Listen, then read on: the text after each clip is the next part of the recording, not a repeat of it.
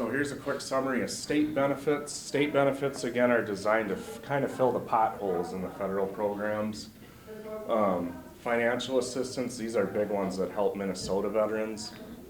The big one that we work with are special needs grants, and they're very open-ended.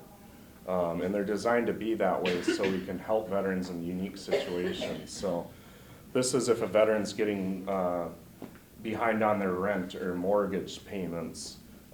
It's a one-time grant that can help them catch up.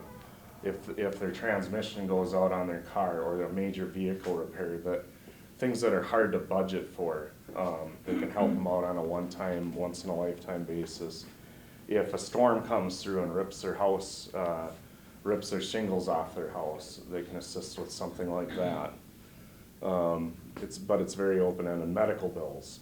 You know, if you end up taking an ambulance ride, it could be $3,000, and you don't have the savings to pay for it. This program can help pay that medical bill, and you don't have to pay it back. It is a grant, and I've gotten grants up to $5,000 or $6,000 granted through the state. So it's a pretty high level, and it can change a veteran's situation overnight if they're just, you know, if they're constantly behind on rent or mortgage, late fees start adding up. This can get them back on track, and if they can prove they can maintain after that, they'll step in and help out. The state's really putting a lot of emphasis on homelessness and prevention now. I just talked about the prevention aspect. There's also Minnesota Systems Council for Veterans. It's a nonprofit that we work with. Their mission is to reduce or eliminate veteran homelessness. There's something that's talked about in the news right now of reaching functional zero. That means they kind of call out the fact that it's hard to, or almost impossible to completely eradicate the cases of acute homelessness, meaning, you know, something bad happens in a veteran's life that they couldn't predict, and they're couch hopping for a few months, and then they get stable housing again. That's probably always going to occur. What they want to eliminate is chronic homelessness, so veterans that are out on the street for months or years on end. Governor Walz announced that he wants to be the 4th state to end veteran homelessness. It's a lofty goal, but they are doing they're hiring extra providers at the state level to work on Social Security disability. They're hiring extra homeless veteran caseworkers. Our county just accepted a $50,000 grant this past summer to employ 2 part-time social workers that strictly focus on the names of the veterans on the registry. So in Minnesota, there's a state veterans registry, and there's a bazillion nonprofit providers out there. If they interact with a homeless vet, they get them onto this registry by name, and then caseworkers are assigned those veterans and attempt to help them get housing. Now, there are a lot of barriers. So I think there's a little over 200 homeless vets in the state of Minnesota right now. In Hennepin County alone, there's 130. So we have a bulk of them in our county. We actually got it down to 90 before a big event in August called the Stand Down, the MACV Stand Down. It was at Target Field. It's where a bunch of resources come in to help low-income veterans. But when that happens, a lot of new ones are identified that haven't been on the registry yet. So that's why it jumped back up to 130. One thing to call out that's not heavily publicized is why a lot of veterans end up on the registry a long time. One, there's a lack of affordable housing in Hennepin County, in Minneapolis and St. Paul specifically. Rent is very high in comparison to neighboring communities. A lot of these veterans, they do have honorable service, but they also have criminal backgrounds. There's actually veterans on the registry that may have a homicide conviction or a sexual assault on their record, or they're a registered sex offender. And when a landlord looks at those kind of details can trump, you know, a good honorable discharge. They look at the veteran as a whole, you know, and at the end of the day, a veteran's a human being. So they may have done some good things in their life, they may have done some bad things in their life. And at the end of the day, a big thing that Governor Walz has tasked the Minnesota State Department of Veterans Affairs with is landlord engagement. So if landlords feel comfortable that they can reach out to providers for assistance with some of these tougher cases, and they have a support network, they're more apt to rent to them, to house them long term. Right now, landlords kind of feel like they're kind of out on their own, and they don't have anybody to really help with, even though there's federal funding paying the rent. So SOAR, this is kind of a nifty acronym for, there's SOAR reps out there that, you know, there's VA reps like myself that help veterans apply for federal or state benefit entitlements. SOAR representatives, all they do is they help veterans apply for Social Security disability insurance, which is often denied. So they basically help them make it, the terms they use is fully developed before it's sent in. They get all the hospital records, service records, anything that pertains to that veteran's unique case, bundles it all up neatly, and then submits it all at once so it's not piecemealed. And then the veteran stands a better chance of getting granted. They have a dental and optical assistance benefit. Again, if you're lower income, it's based on HUD levels. Dental, you're allowed a $1,000 dental voucher a year for cleanings and repairs. A once-in-a-lifetime benefit for dentures and extractions. I believe the dentures are 3,000, extractions 2,500. For optical, it's 400 a year. Sometimes veterans are also enrolled in VA Medical Center, and there's optical care there. So a veteran could do their eye test at the VA and then use the voucher to purchase the glasses, or however they wanted to do it. I've seen it done both ways, and some vets want prescription sunglasses and regular eyewear, and then they can use both benefits for that. The question was, does this work? Does the dental work have to be executed at the VA? No. This is any private physician that will participate in the program. So it's a voucher program, it's not insurance, it's actually better than insurance.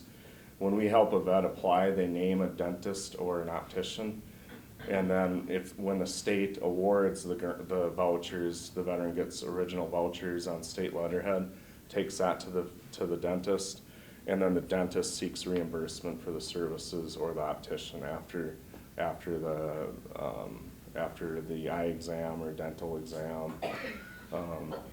And actually a majority of them, none of them should be carried out at the VA hospital actually, because under VA dental program you have to be 100% permanently and totally disabled from the military to be eligible for dental at VA. So not many veterans are eligible, and that would be not a wise choice to use the voucher there anyway if you were eligible. If you were eligible for that, put it that way, you'd be over income anyway. So the question was, do you have to have a disability through the VA? Well, say you do. Okay. So then are you eligible for the dental and optical? As long as you're under the income. You still income, or Yeah. Some VA disability levels, you could be below the income, but at 100%, you're going to be over the income because it's over $3,000 a month you're drawing. And Minnesota GI Bill, this will pay up to $2,000 in tuition reimbursement. Employment, there's Minnesota workforce centers throughout the county and throughout the state that help veterans fill out their resumes and job applications. And they interact with employers that are seeking veterans in their organizations. There's a Minnesota Survivors Education Benefit. Again, this is very rare. This is if a service member is killed on active duty or they die from a service-related disability. That survivor can really go to school in any Minnesota state school free of charge. They waive the tuition. Pretty rare, but not rare in the case that they don't do them every year. Minnesota State Veterans Home, so this provides long-term care to veterans that are aging in place. There's no income cap for a state veterans home. Typically the per diem rate is lower than a private nursing home. and this is just my opinion, but the care is better. They're held to a high standard. CMS, and you know, they inspect the homes. There's 5 in Minnesota. You hear about the horror stories on the news, but that's just because they make it on the news because they're a state-run facility. A lot of the private nursing homes, things like that, they get snuffed out before they make it in the media. And then it's harder for the state VA to really react when negative things make it out on the news. About the best benefit involved with a state veterans home is their gifting rules. So a lot of private nursing homes, there's MA rules, there's a 5-year look back, things like that. So it's harder to do estate planning. With any state-run veterans homes, veterans are allowed to gift anything to the spouse residing in the community 1 day prior to admittance to that facility, 1 day. For children, it's a year. So that's the biggest benefit of entering in there, because anybody knows that if you enter a private nursing center, your care could be $3 to $5 grand a month. You quickly get into what's called a Medicaid spend down, and then you watch your life worth and assets deplete. So if you're a veteran, I hope none of you end up in skilled care, but if you come disabled to the point where your spouse can't adequately care for you in the home, or some veterans are estranged, they don't have a spouse in the home, it's a good way to pass on your assets to your surviving children. If you can do the estate planning, you know, life isn't perfect. You could end up with you could have a stroke, or you could get in a car accident, you know, and you just can't plan those types of things in perfect world. But that's probably the very best benefit that they have to offer. The 5 homes in the state are Minneapolis, which is skilled care, Fergus Falls, which is skilled care, Laverne, Minnesota, which is skilled care, Silver Bay, skilled care, and then Hastings, which is a domiciliary center. That's more rehabilitation. So if a veteran has an acute stroke, but they just need some physical therapy to relearn how to do things to go back into their home, then that would be the best facility for them, as long as they didn't need skilled care. The question was, does VA pay for any care that goes into the home? That federal VA, yes. So the VA actually has a robust home and community care center out at Minneapolis. They can do telehealth in the home. There's respite care available. They contract with home health care agencies to give family caregivers a little bit of relief, so they can drop the veteran off at a respite center during the week. I shouldn't say respite's different, but 2 to 3 days generally is what the contract is, and then 20 respite days a calendar year for emergencies. So the spouse in the community can do their grocery shopping. They can see their own medical providers and stay healthy, or just a rest day if they need it.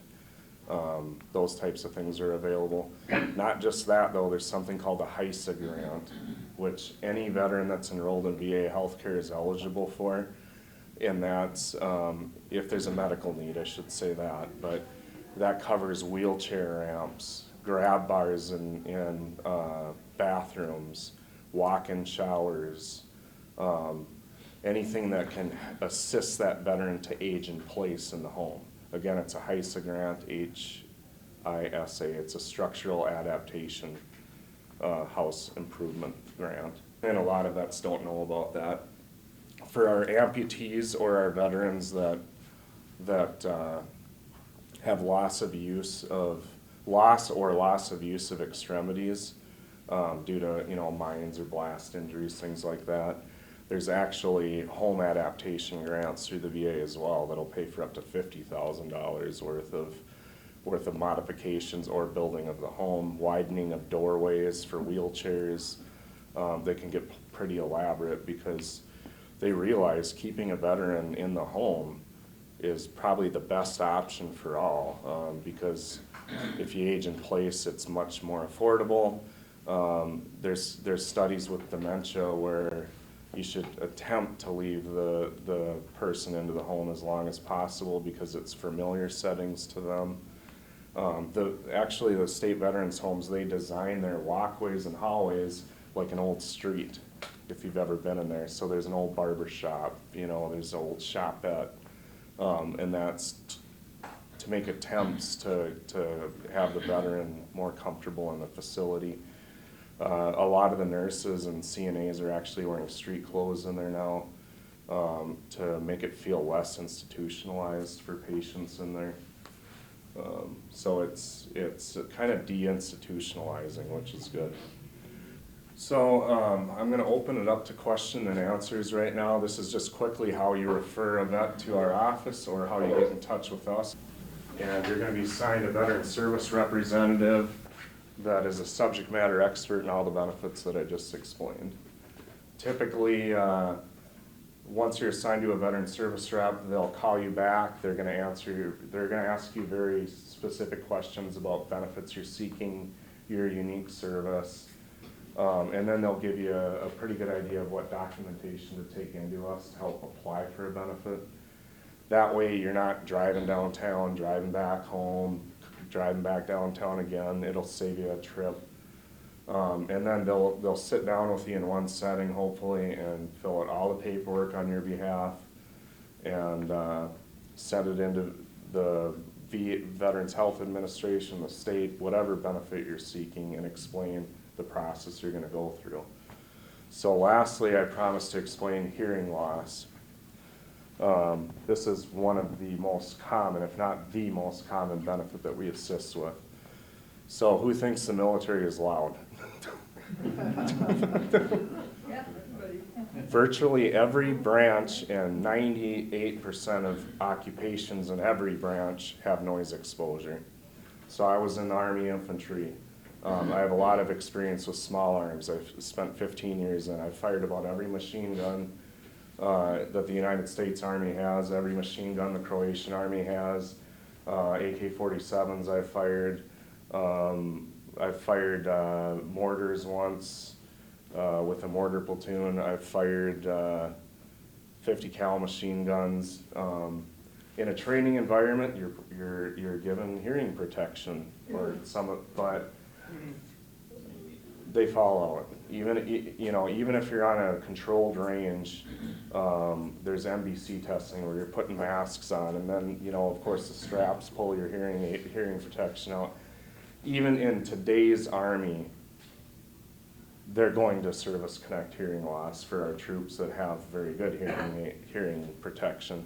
You look at pictures aboard the USS John Kennedy, which is an aircraft carrier, and they got the big muffs on. That's only going to protect so much of that high decibel hearing. So Navy, you got flight lines, you got your battleships, with your guns on there, Marine Corps is very similar to Army, I guess, in noise exposure.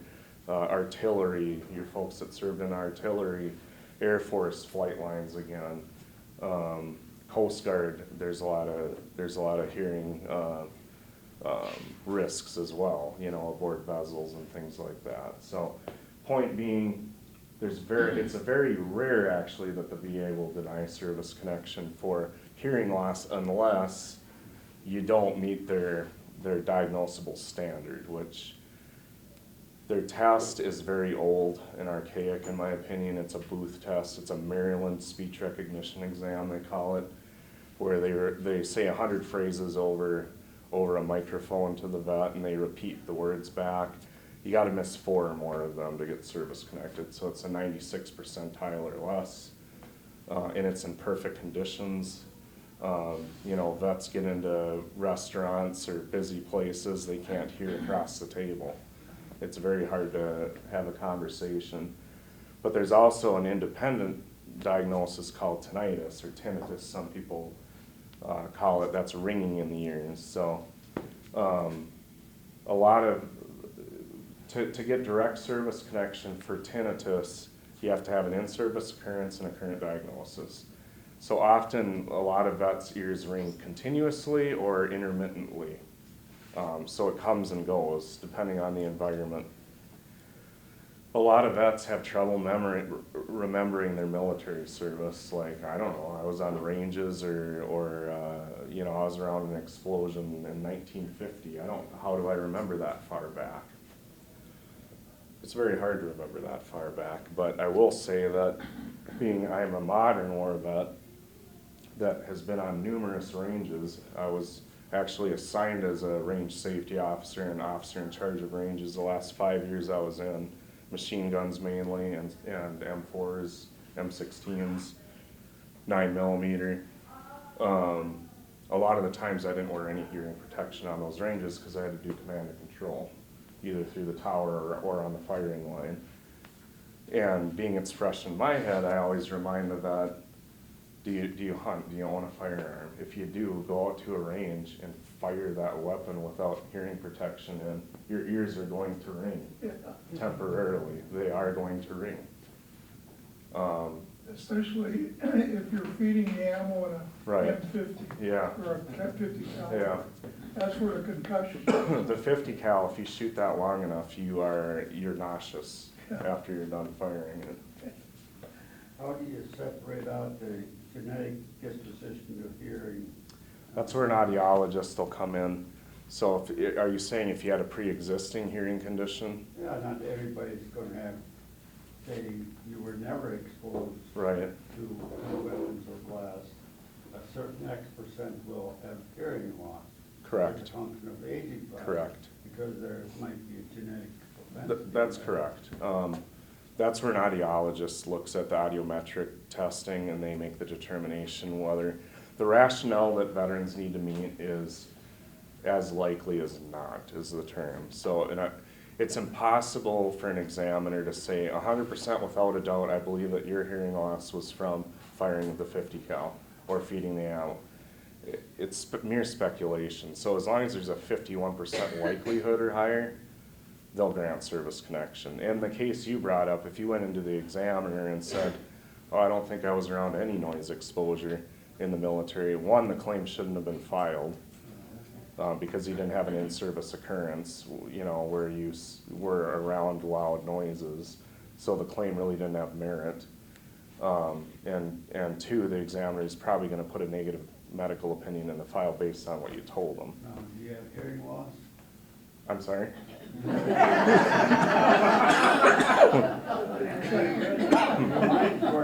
They linked my tinnitus, they denied my hearing loss because I didn't get to that 96 on my speech recognition.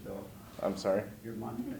I should get checked again. I say your mind seems to be working okay. For now, yeah, yeah. What I want to leave you with is don't be your own doctor, though. Don't think to yourself, oh, you know, yeah, I was in World War II, you know, back in 1945 and fired stuff, you know, but then I was a farmer after I got out. My hearing loss is probably from being a farmer. Not necessarily. It depends on, the examiner has a good way of really asking the correct questions to formulate their medical opinion. That's their job, let them do it. If a World War II vet or any vet for that matter comes in and said, you know, I fired this weapon or this blast went off, we file the claim. We give the benefit of the doubt to the veteran, let the professional make the medical opinion, and then more often than not, they're service related is what we're finding. World War II, I've hardly seen any denied in the last 15 years I've been in this. Most of the time they grant all of them, as long as they can diagnose it. If they can't diagnose a disability legally, they cannot pay out any benefits on that. About the only time where hearing loss is 100% without a doubt connected is, it would be in an IED explosion, a blast where that veteran went deaf because of a grenade that went off or an IED that went off. And they were completely deaf in one or both ears, and they went through an audiometric exam on active duty right after that blast, and it was diagnosed right then and there. That would be very rare, though. So what the veterans shared was sometimes it depends on the examiner that you get luck of the draw. That's true, unfortunately. There should never be bias in any system, but we do find that there is bias. Not just with the examiner, but the rater at the St. Paul VA regional office. When I did appellant work in the federal building, we used to cite what's called attitude of the rater. So it should never make a difference what the rater's opinion is if an examiner says grant. What's wrong with the system sometimes is a veteran could meet all of the criterion for a 50% disability for PTSD or a 30. They might be in the gray area here where the rater could say, I'm going to give you a 50 or a 30.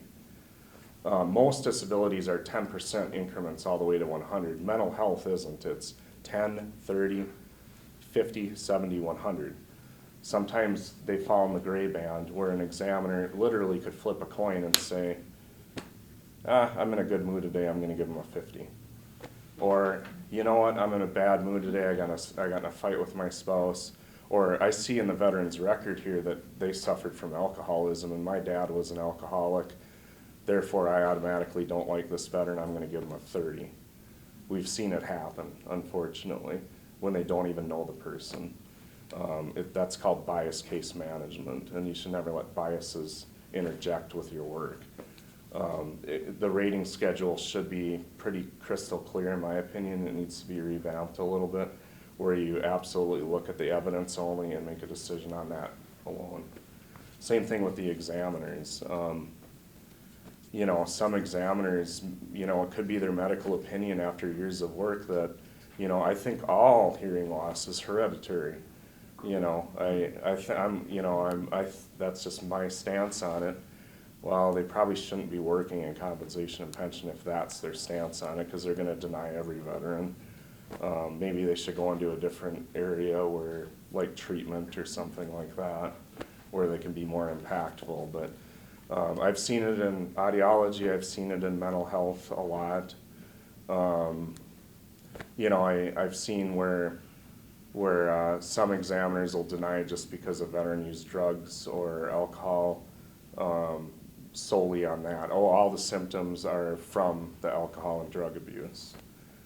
Well, not necessarily in all cases. Maybe the veteran was self-medicating before they got on psychiatric drugs to control their symptoms of irritability and anger from PTSD. So, but sometimes if you use enough psychedelic drugs, yes, that can cause the same symptoms. So it's really case by case, you know, but that's where bias should never be interjected. It should be based on that case, in that individual case alone.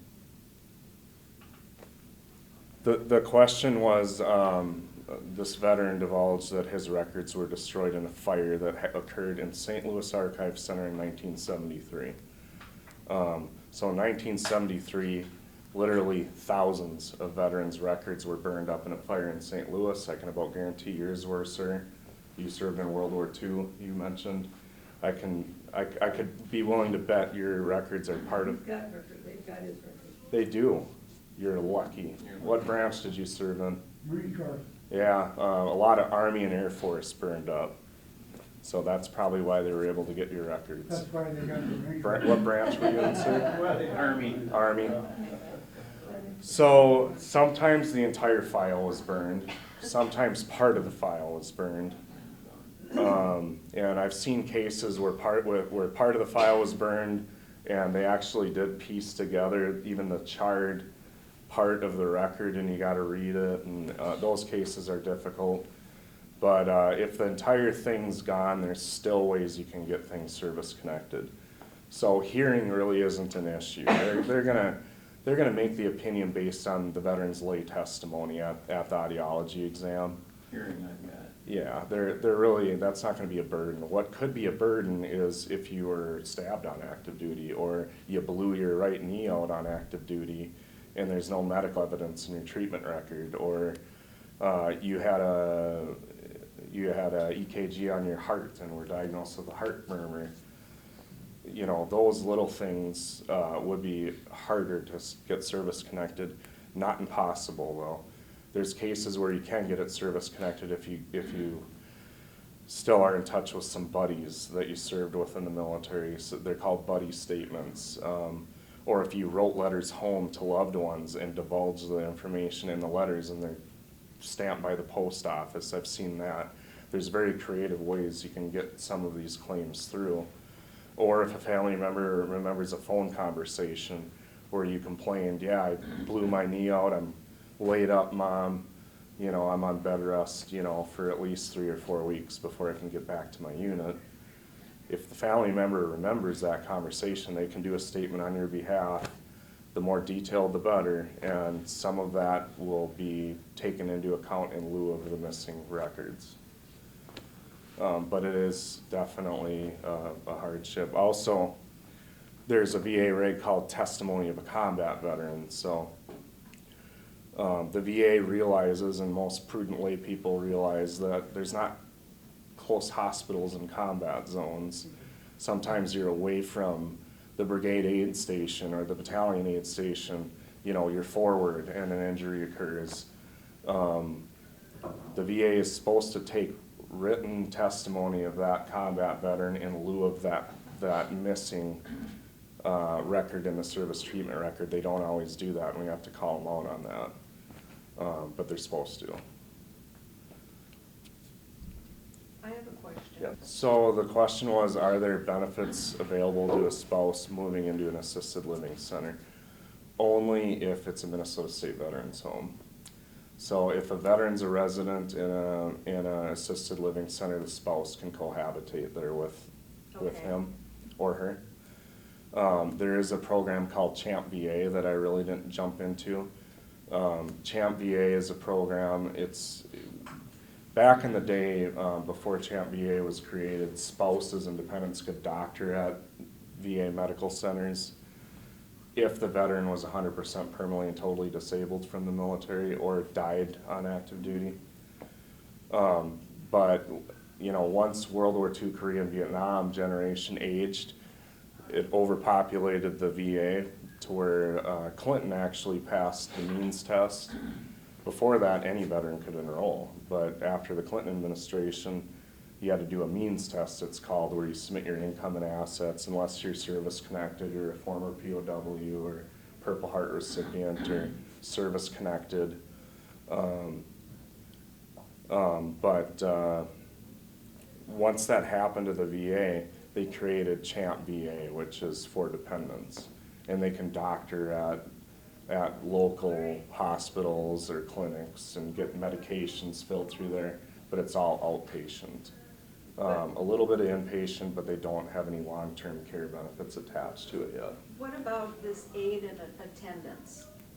So a lot of people confuse that with physical aid and attendance. It's actually the aid and attendance rate is what they mean on survivor's pension. Okay. So with survivor's pension, it's a monthly monetary benefit Okay. that's payable to the spouse if they're eligible. And they're paid more if they require regular aid and attendance. Your monthly rate is higher. Okay. That's what's meant by that. It's not a physical type benefit or an institutional benefit. Okay, so it's a monetary amount. Correct. Okay. It'd be higher. So if the spouse is pretty agile and they're still living at home and they're able to go out and about, they get a certain rate based on their income, if they're, you know, in assets. If they're housebound, confined to their own home, they get a little bit more. If they require regular aid and attendance of somebody in the home or assisted living, they get even higher. Oh, okay. Yeah, Okay. so it's a that must be tiered- what I was Yeah, inquiring about. it's a tiered Okay. program. Okay.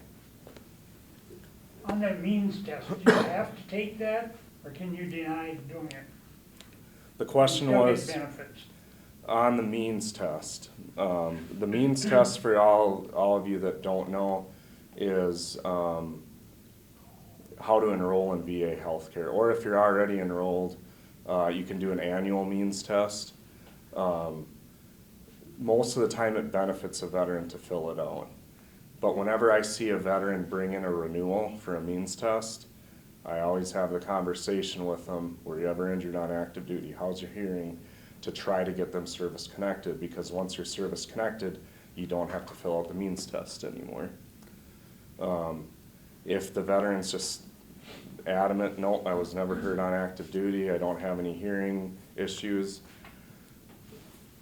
you can choose whether or not to fill it out, but if you refuse to fill it out, then they can charge you full boat co-pays on inpatient, outpatient care, prescription co-payments, and you could risk being disenrolled if you refuse to fill it out. To confuse things, there's 8 priority groups for VA healthcare. 8. So priority group 1, which is the very highest level of VA healthcare, is 50% service connected or higher. There's no co-pays for anything, inpatient, outpatient, medication, it's all waived. Priority group 2 is 30 or 40% service connected, and they waive all co-pays but a medication co-payment. Priority group 3 is 10s and 20s, same rule applies, they waive all co-payments other than prescription medication co-payment unless you're low income. If you're really low income, you can do a waiver and have them all waived regardless of what category you're in.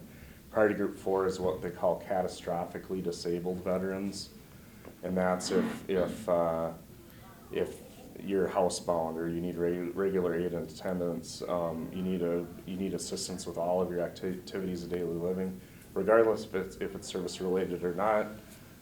They waive all the co-payments. Priority group 5 is recently returning combat veterans. I think POWs and Purple Hearts are in there, but most POWs and Purple Hearts are already in a higher priority group anyhow. And then 6s are like veterans that are exposed to Agent Orange in Vietnam but do not have any service-related disabilities as of yet. 7, I don't have in front of me right now, but I believe it's those veterans that meet the minimum income and asset criteria to enroll in VA. And 8s, all of them are above income criteria and don't meet enrollment standards and agree to pay all the highest applicable co-pays if they're enrolled. More information than maybe you wanted, but that's how confusing the VA can be. So what a good advocate should do is always try to get you so you don't have to fill out the means tests anymore. Really do a thorough interview with you to see if there's anything in your background that could be attributed to the military, and try to get it so you at least have a 10% disability for tinnitus so you don't have to fill out the means test. So they're 2 different things, very different things. Federal is more inpatient care for hospitalization reasons, so it'd be for surgeries, things like that. The state homes are more long-term care facilities where you're aging in place. There are some long-term care beds up in St. Cloud, but they're capped at a certain number. So quality of care versus, it's easier to compare them to the private marketplace maybe. Okay, let's do that. Oh, you sparked something in my memory though. There are contract beds that some veterans are eligible for within the community. The criterion is very strict though, so any veteran that's 70% service connected or higher, or 1 disability rated at 60, which is very rare, or needs long-term care assistance for a service-related disability, they can enter a contract bed in a private nursing home that holds a contract with VA, and they can age in place there or become a resident there. This is just my opinion, but a lot of the contract facilities are the lowest bidder. The care hasn't been stellar in my opinion. They are inspected by CMS and the VA annually. But generally they're older facilities is that's my personal opinion that I've seen in communities. The state-run VA homes, the ones that are operationalized are adequately funded. They try to improve the care annually. They're very clean facilities when you go into them. Our office actually has DVD videos that we can lend out to you that give you a virtual tour of the homes pamphlets on them. If you showed up at Minneapolis VA and asked for a tour, they'd give you one right now. That's how friendly they are right now. A lot of them are getting out of the 50s and 60s era. They have construction costs every year. They're very beautiful homes, in my opinion, inside and out. What you do hear on the news media once in a while is negative things. So a few years ago, a veteran overdosed at the Minneapolis VA Medical Center, and they were basically put in the spotlight for that, and their quality of care was questioned. There was also other details behind the scenes that they couldn't share with the general population, because as a professional agency, you just can't relinquish those types of details, you know, to the community or family. But it was very unfortunate that it occurred, but did it undermine the quality of care at the state-run hospitals? I don't think so. I think it was a very unique situation. Of all the veterans that I've placed in state-run veterans homes, I've never gotten a complaint from a family member yet. Sometimes with their application process, but I think that's with any nursing home, because you got to fill out a lot of financial information and personal information when you enroll in any, or you apply for placement in any nursing home. So that's going to be stressful regardless. Upon request, or the question was, do I ever go to any of the veteran service organizations? Yes. Upon request, I will go to any veteran service organization and talk. Okay. VFWs, American Legions, Military Order of the Purple Heart, Disabled American Veterans,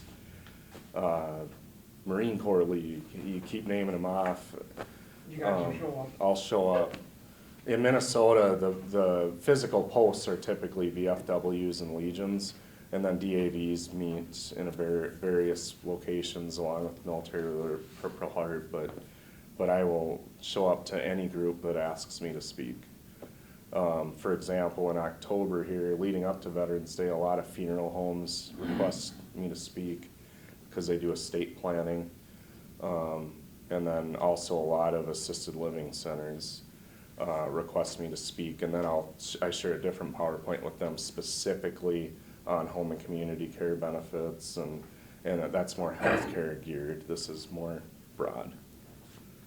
So the home is not counted. One home isn't counted against their asset requirement, and about 3 acres surrounding the home. I'd have to look at the reg again, but it's approximately 2 to 3 acres isn't counted. So in case of a farmstead, there's cases where if the land isn't tillable, like it's swampland, things like that, the VA won't count it. They don't count one vehicle either that the spouse would use in the community. Anything else you can liquidate, they'll count as an asset. So retirement plans, anything about the only thing that isn't touchable is like an irrevocable burial trust.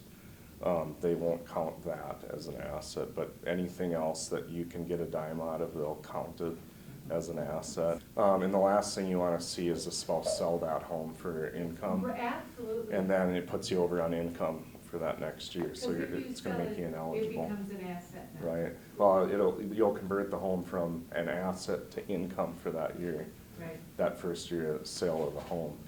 Again, this is why it doesn't hurt to look into a state veteran's home, because the veteran can gift everything to his spouse one day prior to entering that home. And then even the assets that I talked about, the 401ks, the retirement, things like that, that spouse can use that to live off of, and the state veteran's home won't count that. Onto the homestead rule, that this is a state benefit that I didn't bring up in the PowerPoint, but if you're 70% service connected or higher, there's a market value exclusion on your property taxes here in Minnesota. So if you're 70 to 100, they don't count $150,000 of your market value. If you're 100% permanently and totally disabled, it goes up to $300,000, but it has to be your homesteaded property. If you have additional property, you're not going to get a tax break on the second property.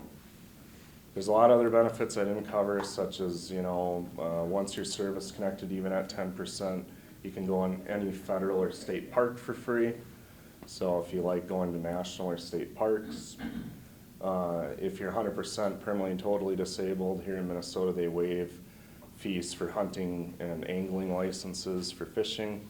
The question was, what do you show to the DNR or the state park agencies or federal parks as proof of that? Once you're awarded service connection for a benefit, they give you an award letter on VA letterhead. That can serve as proof. But then annually after that, usually in June, the VA mails out summary of benefits letters to all the veterans, and it basically states your name, your honorable service dates, and then the amount of service connection you've been awarded along with the monetary amount. That would go to serve as proof. With the federal parks, it's kind of unique. You go in once, you show them the letter, they give you a lifetime access card, and that'll get you into you and your entire vehicle into the park for free, and you get 50% off on camping as long as it's in the national forest. With state, you got to do a daily pass for that. As far as hunting and angling, that's lifetime if you're permanent and total. Does it depend on the type of disability, or? It does not, as long as it's permanent and total. For the hunting and angling, to clarify, for parks, it's 10% or higher for any disability. And it does not matter. They should never inquire what it's for. Excellent question. So he's inquiring about a VA ID card. There's numerous ways and numerous ID cards available too. So there's a VA hospital patient ID card, which is what veterans are given when they enroll in VA healthcare. And they look like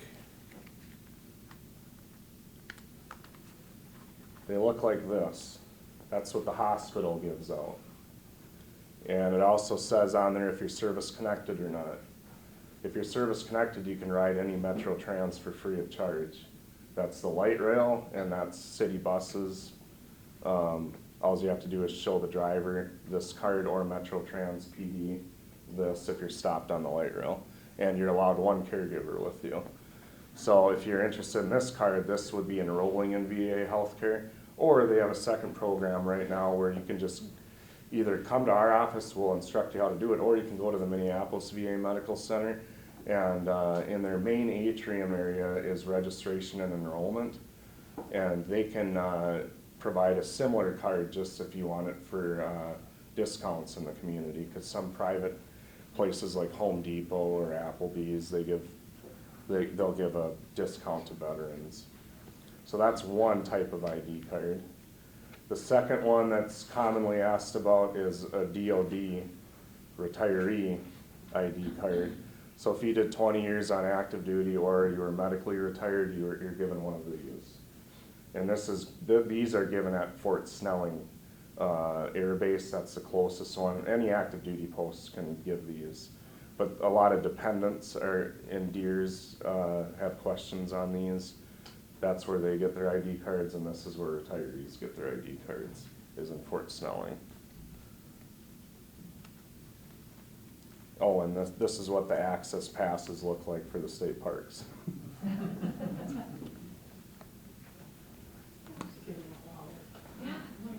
Any other questions? So to apply for an ID card, you simply just go to your Hennepin County through your...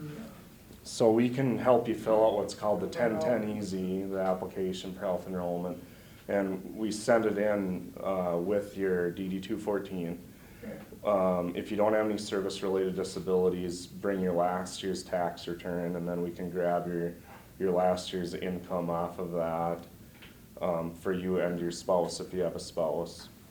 And then any out-of-pocket medical expenses, usually that's claimed on the tax return, so we can get that off the tax return. We can fill that in and submit it on your behalf, or you can go directly to the Minneapolis VA Medical Center, and there's representatives at registration enrollment that can enroll you right there at the facility, whichever is more convenient for you. If you wanna inquire about service connection or other benefits, it pays just to come into our facility first, so we can help you with that stuff. But if it's just health that you're looking at, you can go directly to the hospital. Yep. All the contact information's included in the pamphlets and on our website. Physical address, phone number, email. So in Hennepin County, it would be 612-348-3000. That's our main front desk number. From there, you're gonna get assigned to a veteran service rep that'll help you moving forward. Yeah. Any other questions? Thank you. You're a great job.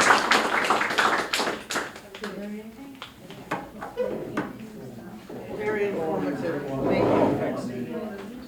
Thank you. Thank you.